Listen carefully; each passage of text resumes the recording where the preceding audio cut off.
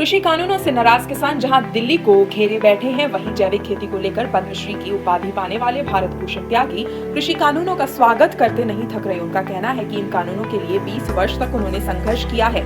श्री त्यागी के मुताबिक बाजारवाद के बीच घिर चुकी खेती न केवल जमीन को बंजर कर रही है, बल्कि किसानों को कर्जदार भी बना रही है। उन्होंने कहा कि किसान इन कानूनों पर संवाद करे, विवाद नहीं, क्योंकि विवाद से किसी समस्या का हल नहीं होता, आपसी संवाद से ही होता है।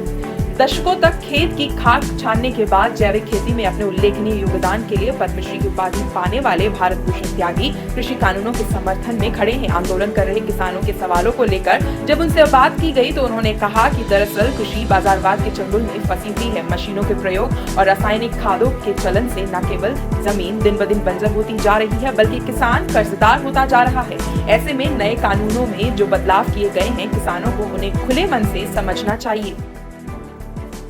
इसलिए कि जिस प्रकार से हमें जमीन की व्यवस्था के विरोध में हम चले, मैं पूरे देश की बात नहीं कर रहा, पूरी दुनिया की बात मैं कह रहा हूँ कि प्रकृति के विरोध में जिस तरीके से मनुष्य आगे बढ़ा, अब ये इससे आगे का रास्ता बन गया। इसलिए ये जो पहल हुई की गई है और इस पहल में जिस प्रकार की ये प्रतिक्रियाएं हो रही हैं, ये कहीं ना कहीं आगे अच्छे रास्ते निकलने के संकेत।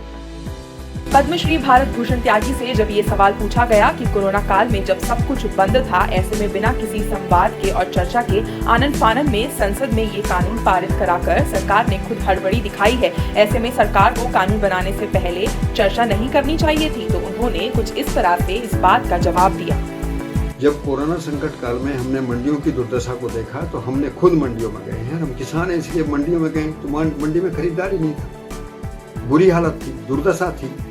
तो जब बहुत बड़ी पीड़ा है, उसी समय कोई परिवर्तन की बात आवाज उठती है और उस समय ऐसे बहुत सारे लोगों के साथ चर्चा हुई है। सरकार ने इसको आनंद फानंद में भी नहीं किया है और सरकार को आनंद फानंद में करने से इसका कोई बड़ा राजनीतिक लाभ भी मिलने वाला नहीं है।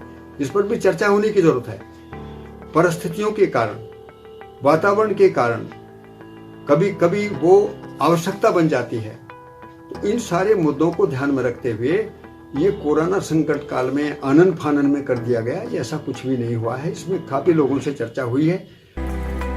कृषि कानूनों में भंडारण की सीमा समाप्त किए जाने को लेकर जब भारत भूषण त्यागी से सवाल किया गया तो उन्होंने कहा कि ऐसा नहीं है कि केवल कॉर्पोरेट कंपनियों को ही भंडारण के लाइसेंस दिए जा रहे हैं। दरअसल हमारे देश में जो उपज होती है, उसमें से बड़ी मात्रा में भंडारण की व्यवस्था न होने के चलते अनाज सड़ जाता है। इसलिए अगर भंडारण की सीमा समाप्त होगी और निजी क्षेत्र में कंपनियां उनकी व्यवस्था करेंगी तो इससे फायदा ही होगा।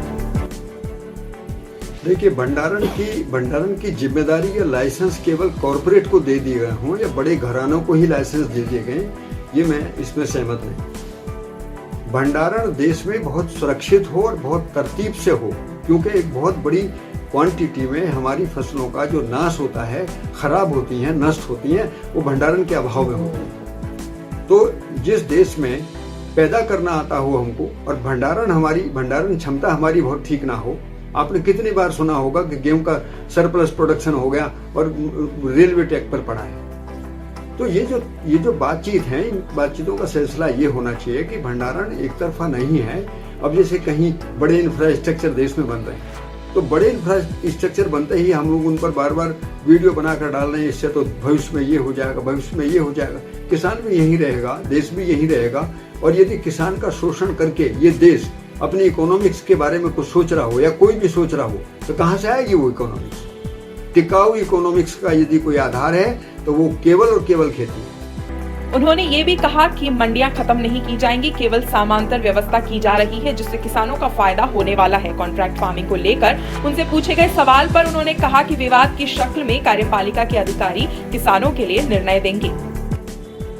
ये एक बड़ी जटिल समस्या थी कि यदि किसान का और किसी कंपनी के बीच का कोई विवाद बन गया तो उसको हल कैसे किया जाए। तो इस पर यह सोचा गया कि किसान, लघु और सीमांत किसानों के बारे में, कि अब इनके बाद ये अप्रोच नहीं कि ये वकील करेंगे, मुकदमा करेंगे और वहां जाएंगे और वहां जाएंगे। उनको ये सोचा गया कि सरलता से किस तरीके से इस चीज का निपटारा हो। इसलिए हमको पूरे तंत्र में ही परिवर्तन की जरूरत है।